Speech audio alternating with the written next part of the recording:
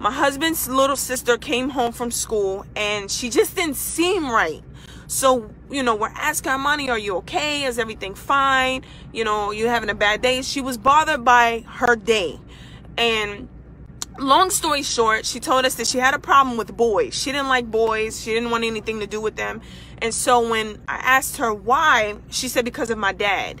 So we said, okay, why because of your dad? What happened? And she just blurted out to us that for the past, I don't even want to speak it, however many years, he has been taking her after church on Sundays during his weekend visitation. He's been taking this baby into the bathroom in the church, raping her. In the backyard of the church, raping her. Inside of the choir room, raping her. And we had no idea that this was happening. So we found out on Wednesday night that this man has been molesting his daughter, which is my husband's baby sister, who is now 14. He had been molesting her since she was 8. Right after her mother passed away, this is what the man was doing to his own daughter. So I decided, because this was taking place in a church where the bishop of that church was not only a rapist, also, he had also molested his own daughter. He had been raping his daughter. So we know that there are other victims. We know that there are other people, other women, other little girls, other children that were subjected to both of these men.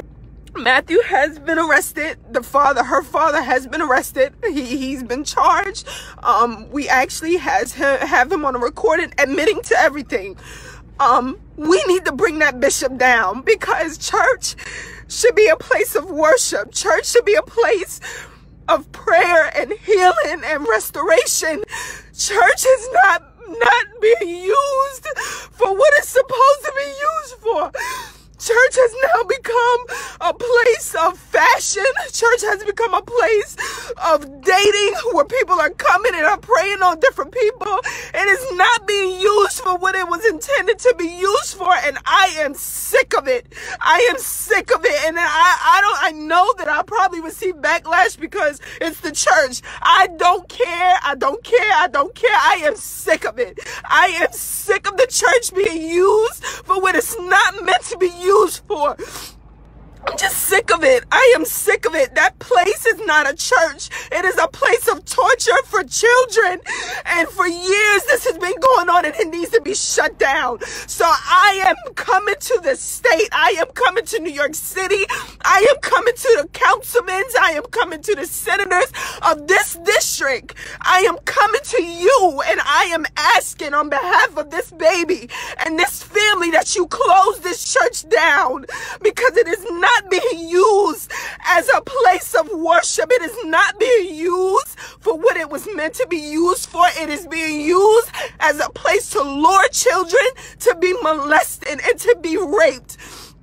And I am sick of it. I am so sick of it.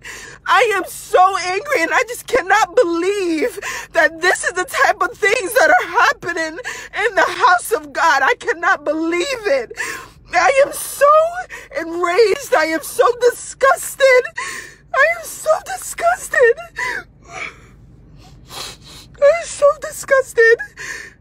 This baby was an usher in the church. She came to usher and was being raped in the church by her own father, Matthew Gibson. And the pastor, the bishop, his name is Ben T. Gibson. The church is Progressive Baptist Church, 293 Howard Avenue, Brooklyn, New York. The bishop was raping his daughter. He's been raping women in the church. He's been raping little girls in the church. There was a child that had a baby, and they thought that the baby was the bishop's, because this man has used his calling to lure little girls and young girls to have sex with him. And now the son of this bishop was raping his own daughter, which is my husband's baby sister. And we've been raising this baby, and she's been raped for years, and we had no idea. We had no idea, because she didn't tell us. And I'm so devastated. So I pray that you guys talk to your children. Talk to your nieces, talk to your nephews, talk to your grandchildren, talk to your cousins. Because this type of stuff has been happening in the churches for years. And no one is speaking out about it. No one is speaking out about it. They're just allowing this stuff to go on. They're covering it up. And they're just messing kids' lives up. The messing kids' lives up. Babies should not be subjected to sexual abuse from anyone, especially their own father or someone in the church. Kids should feel safe in the church. The church should be somewhere that the baby should feel safe to come and to grow up and know about the goodness of the Lord, not to be raped and not to become victims of sexual crimes. I will not sleep. I will not rest until a bulldozer goes into that building. That place is not a church. You cannot defend a church building. Not the church as a whole. You cannot defend a church building. You cannot defend this. It is wrong. I need people to come forward. I need you to come forward.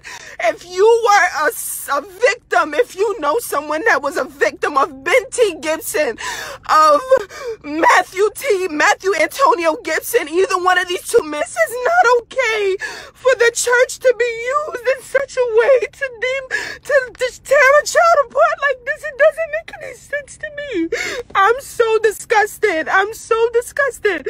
I'm so disgusted. This is not what church is about. This is not what church is for. The Bible says a bishop, in order to be a bishop, should be blameless. You're supposed to be blameless. You're supposed to be blameless, and he's not blameless as a bishop. He is a predator. He is a rapist. He is a child molester, and he needs to be brought to justice as well. I am so hurt. I am so hurt. I never in a million years imagined that this was going to happen.